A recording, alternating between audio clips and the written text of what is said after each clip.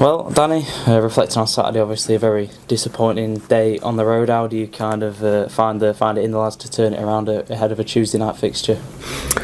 Well, you've hit the nail on the head there. When you've got a game so soon, you haven't got time to sort of have too much self-pity and regret and what could have been.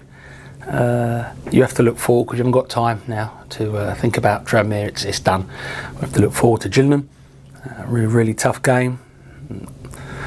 When you do go and not just lose but lose heavily, which doesn't happen and hasn't happened to us much, certainly over the last few seasons, let alone this season. A lot of the old cliches come out: stick together, bounce back, blah blah blah, and a lot of them ring true. A lot of them are just words, and it's actions that speak louder than words. And knowing this group of players like I do, whoever plays tomorrow, I'm sure will show all our supporters one hell of a reaction. Well, after going on a pretty decent run, it's fair to say losses do happen. I think it's about making sure that the scoreline kind of just goes to the back of everyone's mind and you get right back into the swing of things. Yeah, and I think I speak for staff, players and probably supporters that your weekend's a little bit ruined, but come Monday morning you've got no choice but to look forward, because as I say, we've still got something to play for. We know that we've got a really tough team coming into town that aren't mathematically safe, although I think they will be alright. Unbeaten since Gareth's taken over there, so we've got to be up for a fight, a challenge, and play our football, because usually under the lights here at the SMH we're good, and we've been good for a long time now, and what we can't let is that setback at Tranmere, and it was a setback, turn into a start of something that becomes a bad run once more. Yeah, back-to-back games at home, a couple of good results would put it straight to bed, wouldn't it? It would do, and there's not many games left, you know, and what we're trying to do, like I said before, is hopefully take it to the last game of the season where we've got something to play for, i.e. getting the playoffs. It's going to be a tough ask, but you know what I think Tranmere did, trying to find some sort of positive. It brings everyone down to earth a bit and makes everyone realise, not that they need reminding, that runs just don't happen. Good runs don't just happen. You don't just turn up and win. You've got 11 people trying to beat you, and Tranmere deservedly won the game Saturday, and we've got to make sure we deservedly win the game tomorrow night.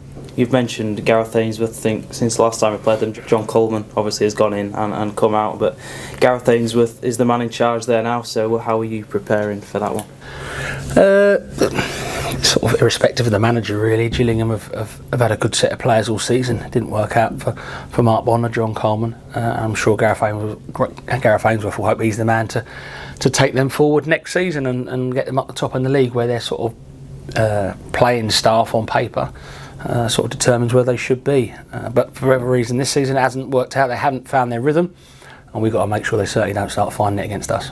He's obviously, as a manager, notorious for being hard to beat, and he's done that since he's gone in 3 games and 3 draws, so it's going to be kind of a tough nut to crack. Yeah, it is, and the gaffer's big word is patience. I think we showed that against Carlisle. Even with 10 men, we didn't panic and rush into bad decision making, and we've got to do that tomorrow. The first goal, I think, always helps. I think you've seen from a lot of our away games this year, we go a goal behind and sadly can't find a way back into the game, and that certainly happened at Tranmere.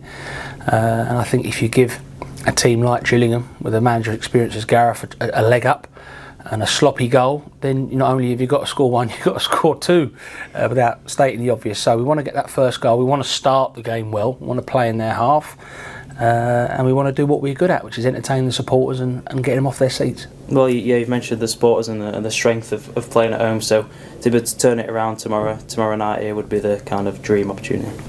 Yeah, you know, we're going to get a big crowd. After tomorrow, there's only 5 games left, and I think from today, this time in 4 weeks, we'll be done. You know, we're hoping we're not on our holidays. We're hoping that we're planning for the playoffs. But you know, like I've said many a time, that will be a tough ask. But at least there's something for us to play for. What we don't want to happen is have too many more days like we did at Tranmere, because that sort of reality of hope will become a distant dream. Finally, we saw Cal McFadden back on the bench. That was obviously a great sight to see. Yeah, obviously available for selection tomorrow.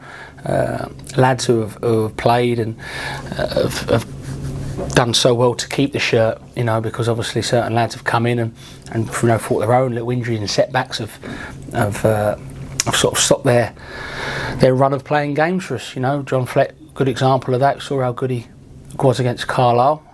Just decided probably not to risk the Saturday, Tuesday with John. Obviously he's available for tomorrow. Fads is another one, was doing ever so well before he suffered that unfortunate injury against Bromley.